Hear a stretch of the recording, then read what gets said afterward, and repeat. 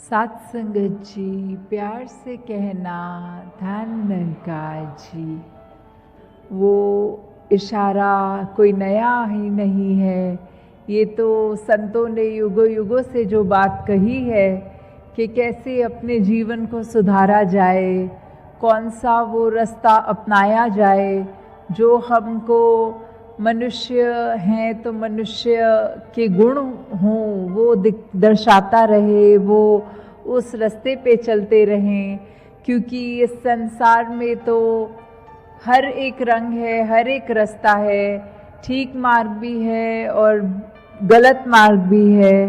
तो कैसे हमने हमेशा वो संतों के द्वारा दिखाया हुआ एक रास्ता जो कि हमें मनुष्य बनाता है असली रूप में, जो प्यार करना सिखाता है, नफ़रत को दिल से दूर करना सिखाता है, जो सिर्फ एक अपने अहंकार को छोड़कर एक नम्रता की बात करने वाली है, वो है एक दूसरे का सहारा बनना है, एक दूसरे की टांग नहीं खींचनी, ये वाला रास्ता। कैसे किसी को सुख पहुंचाने की कोशिश करनी है, उसको दुख नहीं देना, उसके दुखों पे हंसना नहीं है। तो ऐसे बातें और जो अहम बात कि कैसे हम इस जीवन में आए हैं, तो ये सांसें तो हमारे कुछ सालों के लिए ही है, शरीर कुछ सालों के लिए ही है। तो कैसे जीते जी हमने ये शरीर का पूरा फ़ायदा उठाना है, ये सांसों की लड़ियाँ जब तक हैं उसी टाइम ये पॉसिबल है कि हम अपने असली रूप को जान पाएँ। क्योंकि हम आए तो इस शरीर में हैं पर हम शरीर नहीं हैं। ये आत्मा तो शरीर से काफ़ी एक ज़्यादा लंबी यात्रा की चीज़ है, शरीर ने तो साथ जल्दी छोड़ देना है। तो कैसे हम जब आए हैं इस संसार में तो इस परमात्मा की प्राप्ति कर लें, इस निराकार को जान लें कि जो आत्मा हमारे शरीर में है वही अंग संग भी है, वो परमात्मा का अंश ही है। तो हम जब इस परमात्मा की पहचान कर लेते हैं तो फिर उसके एहसास में हर एक कार्य जो जीवन भर करेंगे वो सही कार्य ही होगा।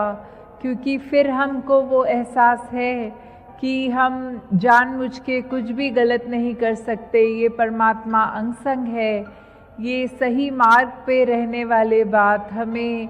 पूरे संसार का उद्धार करने वाली बात, अपना उद्धार से शुरू करके कि हमने अपना सुधार करना है। हमारे अंदर जितनी भी खामियां हैं उनको प्रतिदिन कोशिश करके वो गलत आदतें, वो गलत गुण उनको निकालने हैं जीवन से और अच्छे गुणों को अपनाना है। तो एक उदाहरण भी उस तरह से आता है कि कैसे हम एक इंटेंशन की जो बात होती है कि सिचुएशन तो हर एक की हर समय कैसी परिस्थितियां जीवन भर में अलग अलग आती रहेंगी, कभी सुख का समय है तो कभी दुख आएगा। ये तो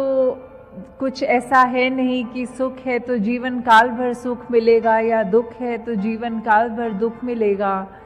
तो जब हमारे पास क्या परिस्थिति है, हमें क्या अपना रिएक्शन बनाना है, हमने अपनी इस विवेक बुद्धि से, अपनी चेतनता से, इस प्रभु परमात्मा के सहारे से क्या कार्य करना है जो बुरी विपरीत परिस्थितियों में भी हमें एक ठीक रख सके, एक ठीक मार्ग पे रह सकें। तो वो उदाहरण है कि एक चाकू जो है वो अपने आप में उसका कार्य तो सिर्फ काटना है, पर चाकू किसके हाथ में है उससे बहुत फ़र्क पड़ता है। कि अगर घर में वही चाकू है जो सेब को छील रहा है, सब्जियों को काट रहा है, तो वो चाकू भी एक अच्छे कार्य के लिए इस्तेमाल किया जा रहा है, वो एक अच्छा है। तो चाकू का तो गुण काटना है, पर किस चीज़ के लिए उपयोग में आ रहा है उससे फ़र्क पड़ता है। एक डॉक्टर जब किसी का इलाज कर रहा हो, कोई सर्जरी कर रहा हो, कोई सर्जन, तो शरीर का वो बेहोश करके हिस्से को चाकू से काटता है, तो वो इसलिए नहीं उस शरीर को काट रहा क्योंकि नुकसान देना चाह रहा है, पर इसलिए क्योंकि वो शरीर के अंदर जो दिक्कत है उसको उस डॉक्टर ने सही करना है और उसके बाद टांके लगा के वो शरीर को वापस जोड़ना है। तो उस समय भी वो चाकू एक अच्छे कार्य के लिए उपयोग में आया। और दूसरी तरफ अगर हम देखें कि चोरों को, लुटेरों को, वो भी अपने हाथ में चाकू रखते हैं, पर उनका कार्य तो सिर्फ हर एक को कष्ट पहुंचाना है, औरों की चीज़ों को हड़पना है। तो इसमें दोष चाकू का कुछ नहीं है। चाकू किसके हाथ में है, वो उस चाकू से क्या प्रयोग कर रहा है। तो ऐसे ही हम चाहें तो अपने जीवन में हर अपनी परिस्थिति जो हमारे अनुसार नहीं है उसको कोस लें, या फिर उस परिस्थिति में भी हम इस परमात्मा, इस मालिक का शुक्रिया करें कि बहुत अच्छी परिस्थिति दी है। तो वो एक हमारा दूसरे के साथ रवैया, एक हमने किस कदर एक दूसरे इंसान के साथ पेश आना है, वो फिर हमारे अंदर ही है। वो फिर परिस्थिति की मोहताज नहीं कि ऐसे ही एक बार और उदाहरण है कि अगर एक किश्ती में कश्ती चलाने वाले ने आंखें बंद कर ली हों तो वो कश्ती सामने पत्थर से टकराती है और उस समय वो चलाने वाला अपनी आँख क्रोध में खोल कर कि मुझे किसने टक्कर मारी, मैं उस व्यक्ति के आगे कुछ उसको गुस्सा करूं, उसको डांटूं कि ठीक से अपनी कश्ती सामने वाला चलाए। पर जब वो आंख खोल के देख रहा है तो किसी ने उसकी कश्ती को नहीं मारा होता, वो कश्ती खुद जाके पत्थरों से टकराई होती है। तो फिर बात वही है कि वो क्रोध उस इंसान के अंदर था, परिस्थिति ने नहीं उसको क्रोधित किया, पर वो उसको अंदर ही ऐसे क्रोध था कि किसी इंसान द्वारा कोई कष्ट नहीं भी हुआ तो भी उसने आँख खोलने से पहले वो ध्यान बना लिया कि आगे वाले इंसान की ही ज़रूर गलती होगी, अपनी आंखें बंद थी। ये चीज़, इस बात पे तो उस व्यक्ति ने ध्यान नहीं दिया। तो कैसे हमें हर परिस्थिति में ये याद रखना है कि परिस्थिति बाहर की जैसी भी है, अपने मन के अंदर हमने एक समान रहना है, सहज रहना है कि जैसी भी हो परिस्थिति, एक सी हो मनस्थिति। तो मन के भाव हमारे कब स्थिर हो सकते हैं, उतार चढ़ाव से हटकर कैसे हमने एक वो अवस्था प्राप्त करनी है, वो तो फिर बस इस प्रभु परमात्मा, इस मालिक, इस ईश्वर, इस निरंकार के आश्रय ही होगा। जब इसकी जानकारी हो गई तो फिर इसके साथ जुड़कर सुमिरन में सेवा करते हुए, सुमिरन सत्संग करते हुए, तो ही ये हमारा रिश्ता इस निराकार के साथ और गहरा बनेगा। तो हम जब ये सब बातें समझ लेंगे कि हर इंसान में ही अपना ही रूप है, वो आईने वाली बात कि कैसे हम अगर हर एक में अपने आप को ऐसे देखें कि आईना देख रहे हों, और फिर उसी तरफ अगर आईने के बारे में सोचा जाए तो आईने का काम क्या होता है, वो हमको अपना